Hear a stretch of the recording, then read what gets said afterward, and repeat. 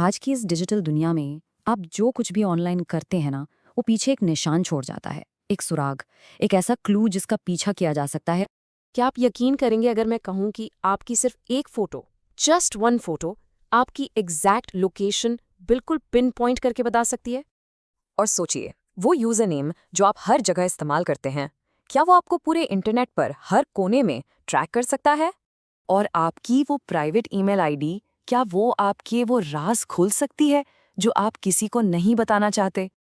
आपको शायद लग रहा होगा कि ये फिल्मी बातें हैं, लेकिन इन सब सवालों का जवाब है हाँ, बिल्कुल।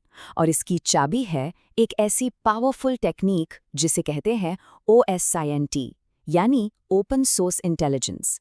आज इस एक्सप्लेनर में हम इसी डिजिटल जासूसी की दुनिया के पर्दे उठाएंगे। तो ठीक है, let's get right into it. Section 1। चलिए इस OSINT को डिकोड करते हैं। आखिर ये है क्या भला और ये काम कैसे करता है? ओके, सो OSINT का फुल फॉर्म है ओपन सोर्स इंटेलिजेंस। अब इसका मतलब क्या है? आसान भाषा में समझे तो ये इंटरनेट पर जो भी जानकारी पब्लिकली अवेलेबल है, मतलब आम लोगों के लिए खुली है, उसे कलेक्ट करना और एनालाइज करके काम की इन्फॉर्मेशन निकालने की आर्ट है। एक बात बिल्कुल साफ कर लीजिए, ये हैकिंग बिल्कुल नहीं है, ये है स्मार्ट सर्चिंग। इसके लिए आपको बस चाहिए कुछ आम से टूल्स, आपकी एनालिटिकल स्किल्स और हाँ, थोड़ी सी क्रिएटिविटी। लेकिन, और ये बहुत ज़रूरी है, ये समझना होगा कि OSINT एक दो-धारी तलवार की तरह है। इसके दो पहलू हैं।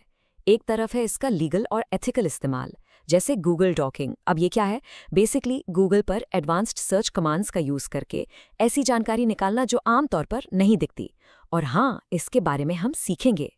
पर दूसरी तरफ है इसका इलीगल इस्तेमाल, जैसे हैकिंग, ब्लैकमेलिंग। इन चीज़ों से आपको हमेशा हमेशा दूर रहना है। तो सवाल ये है कि इसका इस्तेमाल करता कौन है?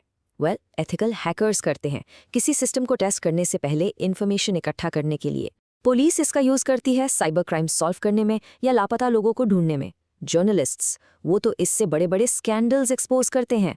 और सबसे ज़रूरी, आप और हम, ताकि हम समझ सकें कि इंटरनेट पर हमारा डिजिटल फुटप्रिंट कैसा बन रहा है और उससे प्रोटेक्ट कैसे करना है। ओके, तो अब तक हमने OSINT के बेसिक्स को समझ लिया। थ्योरी काफ़ी हो गई।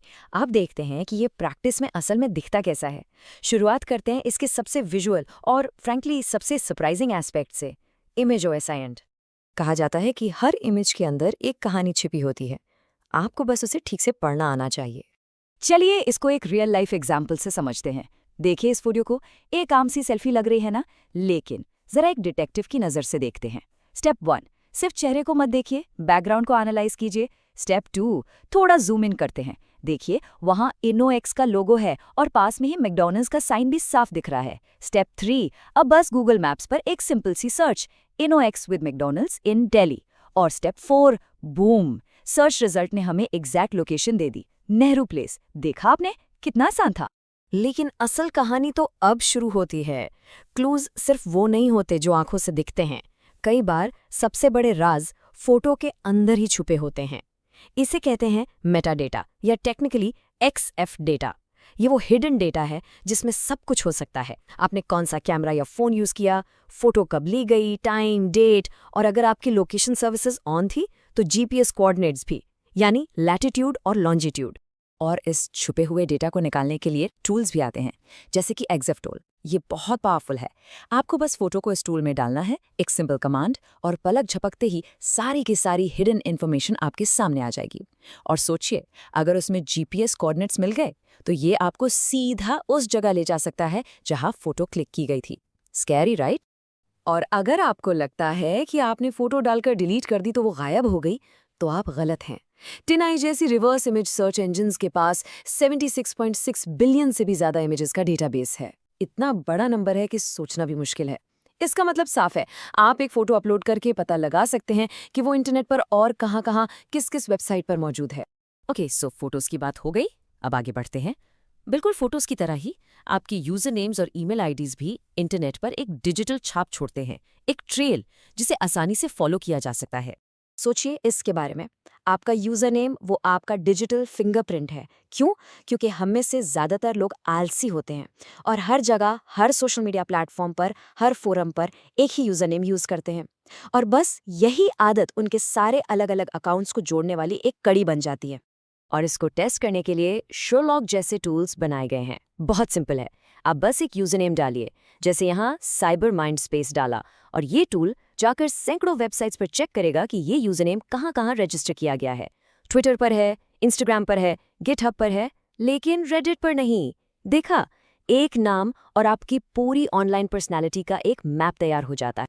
यूजर नेम तो ठीक है, लेकिन इससे भी ज्यादा सेंसिटिव चीज है आपकी ईमेल आईडी।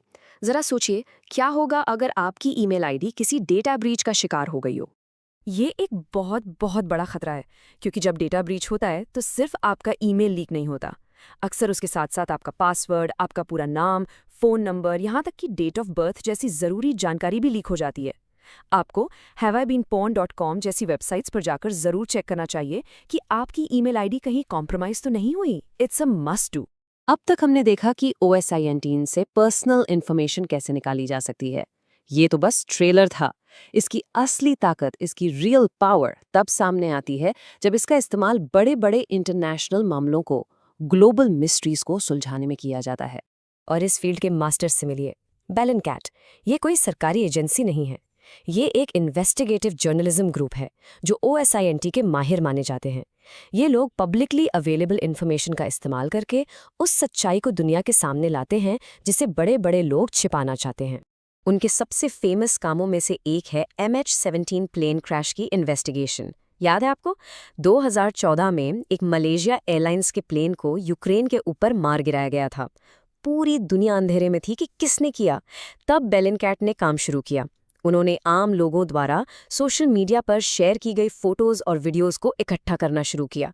फिर जियो लोकेशन का इस्तेमाल करके उन्होंने उस मिसाइल लॉन्चर का पूरा रूट ट्रेस किया, और आखिर में कई महीनों की मेहनत के बाद उन्होंने उस exact Russian anti aircraft brigade की पहचान कर ली जो इस हमले के लिए जिम्मेदार थी। All using public data. Amazing, isn't it? चलिए, अब वक्त है एक क्विक रिवीजन का। 30 सेकंड से भी कम समय में जो कुछ भी हमने सीखा उसे फटाफट रिवाइज करते हैं। रेडी? नंबर 1, हमेशा इमेजेस के बैकग्राउंड में क्लूज ढूंढें। 2, मेटाडेटा चेक करने के लिए EXIF टूल जैसे टूल्स का इस्तेमाल करें। 3, रिवर्स इमेज सर्च से पता करें कि फोटो और कहाँ है। 4, शर्लॉक जैसे टूल से यूजर नेम्स को ट्रैक करें। 5, डेटा ब्रीच के लिए अपनी ईमेल जरूर चेक करें। और सबसे इंपॉर्टेंट 6, अलग-अलग जानकारियों के बीच के डॉट्स को कनेक्ट करके पूरी कहानी समझने की कोशिश करें। ओके, अब जल्दी से कुछ जरूरी सवाल ले लेते हैं। पहला सवाल, क्या होगा अगर फोटो में कोई मेटाडेटा हो ही ना? अगर बेटा डेटा नहीं है तो आप अपने विजुअल क्लूज का इस्तेमाल करें। दिमाग लगाइए, आसपास की बिल्डिंग्स, रोड साइंस, वहां का आर्किटेक्चर, मौसम, यहाँ तक कि सूरज की रोशनी किस दिशा से आ रही है, ये सब चीजें आपको इमेज की लोकेशन बताने में जबरदस्त मदद कर सकती हैं। और अब शायद सबसे ज़रूरी सवाल, मैं खुद को इस सब से बचा कैसे सकता हूँ? बहुत अच्छा सवाल। इसके लिए ये प्राइवेसी चेकलिस्ट हमेशा याद रखें। फोटो पोस्ट करने से पहले उसका मेटाडेटा हमेशा रिमूव करें। अलग अलग प्लेटफॉर्म्स के लिए अलग अलग यूजर नेम इस्तेमाल करें। हर अकाउंट के लिए एक स्ट्रॉन्ग और यूनिक पासवर्ड बनाएं। अपनी तस्वीरों के बैकग्राउंड में क्या है, पोस्ट करने से पहले 2 बार देखें। और हाँ, रेगुलरली चेक करते रहें कि आपकी ईमेल किसी डेटा ब्रीच में तो नहीं है। एक बात हमेशा याद रखिएगा, इंटरनेट कभी कुछ नहीं भूलता। तो एक बार सोचिए, आपका डिजिटल फुटप्रिंट आपके बारे में क्या कहानी बता रहा है? ऐसे ही इन्फॉर्मेटिव वीडियोस देखने के लिए LLB स्टूडेंट अड्डा को फॉलो करें एंड सब्सक्राइब करें। If you want any new topic, comment below.